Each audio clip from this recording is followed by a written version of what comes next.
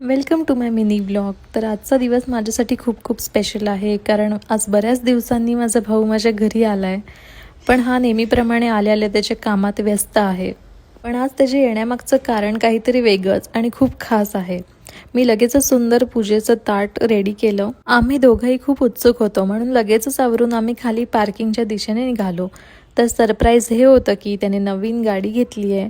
आम्ही पार्किंगमध्ये येऊन त्याच्या ब्रँड न्यू हुंडाई क्रेटाला छान हार घातला आणि मनोभावे गाडीची पूजा केली.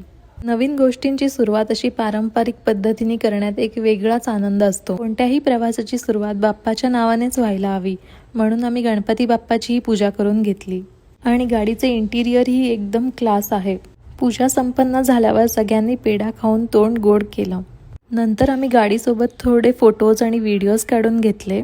त्यानंतर मी भावाला ओवाळलं आणि त्याला छानसं एक गिफ्ट दिलं. त्याचा आनंद पाहून मला खूप भारी वाटत होतं. आता एवढा मोठा आनंद आहे तर सेलिब्रेशन तर बनतंच. मग काय, आम्ही लगेच त्याच्या नवीन गाडीतून एक मस्त ड्राईव्हवर निघालो.